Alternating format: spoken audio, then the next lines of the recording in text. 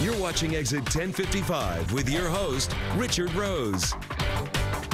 Hey, good morning. I'm Richard Rose. Welcome to Exit 1055 Long Island. This is your TV 1055 show about all things Long Island. In just a bit, the latest town to crack down on hookah bars. Plus, the big fuss over a proposed solar farm in Suffolk County, why the governor's now involved.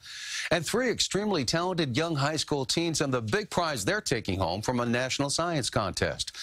But we begin today with the rather shameful and sad story of homeless and hungry veterans. Americans, they're not surprised to know that 500,000 people are homeless in America. We see them every day on our streets, many living there. But it's estimated that as many as 10% or even more are veterans, men and women who risk their lives serving their nation. And many more have some shelter, but they're hungry. How did this happen to the people who risk their lives to serve this country? What's being done to fix it? Well, joining us now to talk about that is Captain Robert Tornicelli. He is a former director working for the Directorate of Operations at the Defense Intelligence Agency, who upon retirement has now formed the group Veterans for a More Responsive Government. And welcome to the show, sir. Thank you, sir. Also a retired Army veteran who served in Iraq, Master Sergeant Alan Fajardo. Welcome to the show, sir. Thank you for your service. You know, we'd like to talk to Sergeant Fajardo about what you've been through, but first, Captain, tell us about your experience in the military, and then why, upon your retirement, you decided to form this group and what it's trying to do. So I had a wonderful career in the military. It ended with 4 years of executive officer position with the DIA. And Defense Intelligence Agency. Correct. And in that position, I learned really what a true leader does. And a true leader cares more about the workforce and their health and welfare than really the job that they need to do. And if you focus on the health and welfare, then you're going to have a very successful workforce. Both of you folks are Long Islanders. Correct. Yes, sir. You Brentwood area, right? Brentwood, New York, yes, sir. And where did you serve? I served in Afghanistan, sir, in Iraq, and I spent 22 years in service, sir. Been everywhere, and it was in the Army. Now, this group that you formed, tell us more about what it does. So in response to numerous complaints from disabled veterans, homeless veterans of discrimination and harassment at work, I decided to form a group that can pressure elected officials and municipal workers into paying more attention to how to deal with a disabled veteran, especially someone with PTSD, and make it easier for them to get back into the workforce. And these are all the kinds of things that can lead to perhaps this, but it's often not this extreme situation.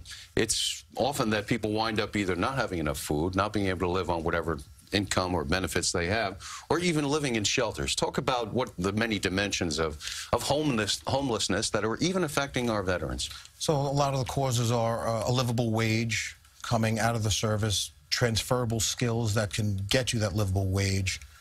Again, an understanding from the employers on how to deal with people who are coming directly out of combat zones and seeing some horrific things, and then being able to work in those environments. Again, you can't scream and yell at a person if they're late for work when they've seen those conditions. And they often have emotional struggles from what they've seen, from what our country asks them to see, to go out and face combat, yes, where sir. people die and get injured and mortally wounded. Yes, sir. And all the difficulties of war. This creates a unique challenge for people who return. You went through this yourself, didn't you, Sergeant? Tell us a little bit about the struggle you had. Yes, sir. It has been a long, painful process, you know, and still through the process, trying to get gainful employment. Thanks to the captain here, he's been there. He's been my lifesaver, my battle buddy, pretty much. That's what we call them in the military. And it's one of those scenarios or situations that I never thought I was going to be in it. But what exactly happened to you? I got relieved from the military due to Obama sequestration. So they're reducing forces, so they tackled the higher-ranking officers and NCOs to early retirement. But I was not able to retire at that time because I was shy, 2 years shy for full retirement. So they just took me off my orders and placed me on unemployability. And at that point, you were like, what do I do? What I do, exactly, sir. Kind of caught you off guard. Pretty much, sir. So where did you wind up?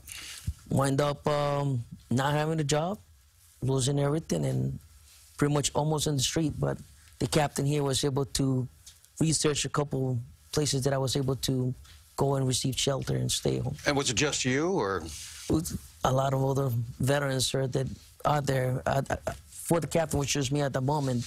But while I was in the program at the shelter home, the captain was able to either help the other veterans that were there with me as well. This really shocks you. I could tell it means a lot to you to know that these folks are going through this kind of struggles, and you really feel this country, the military, the Veterans of Administration has to do something about it, right? I believe on a large scale, agency level, they need to funnel a lot more money into prevention. But on a community level, there needs to be a greater awareness that we have these heroes living in the community, and there are many things you can do. You mean citizens like us? Citizens, the folks just like sitting and you. listening to this program right now who maybe never even served in the military or who did. This is a reality. Oh, in America. Yes, sir. And so, you know, the thing that was really striking me was you helped him at one point. Tell that story, Captain. So I was going back in the service. I had served 8 years in the Navy right out of high school, and I went, after I had received my college degree, I wanted to come back in the Army as an officer. And I was down at the MEP station in Fort Hamilton in Brooklyn, the recruiting station at Fort Hamilton. And my recruiter was giving me such a trouble about where the Army wanted to place me. But he heard my... He was there. He was there recruiting someone else. So this is how you guys met? Correct. Yes, sir. Wow, so he that heard, is amazing. Yeah, so he heard that I had a very high ASVAB score. He said, don't listen to that guy. I'll get you where you want to go. And eventually I did. He helped you. Oh, so this is payback now. I would have never made it into the DIA had it not been for the Sarge. So how did you guys stay in touch? How did you find out what was going on with Sergeant Fajardo? Well, I tracked him as he was deploying, and we kept in touch, email, and when he came home, I happened to get married while he was gone, or else he would have been there. And we stayed in touch, and as I realized things weren't really working out as well as they should for a hero. I mean, this guy's a hero. He's 4 combat deployments. I said, let me help you. And then I started going to the different elected officials on Long Island saying, where can you place a homeless veteran part-time to get them on their feet? Pat Vecchio, who's a supervisor from Smithtown, said, just bring him here. And they got him a part-time job.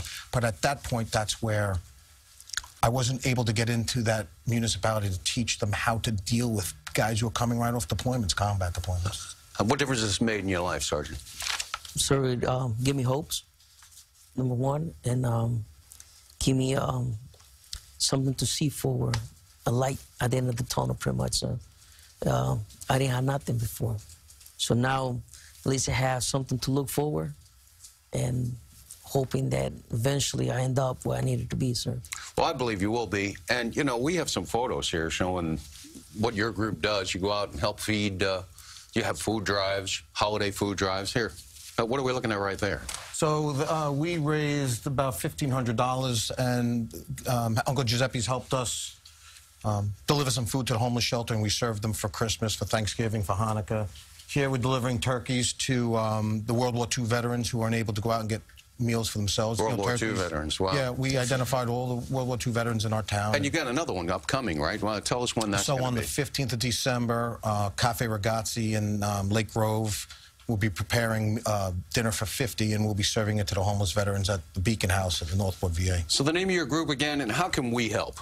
So it's called Veterans for a More Responsive Government.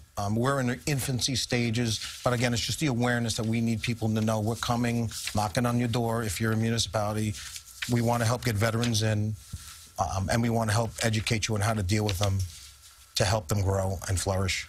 Well, we wish you had more time. It goes fast, but not something we're going to forget. Thank you very much for your service. Thank you, sir. We're honored to have you here today. It's And an you two, honor for us Captain, as well, for sir. shining a light on this. Captain Robert Cornicelli and Sergeant Alan Fajardo, they served the country. Thank you for that. And when we return, the hookah uproar. Stay with us.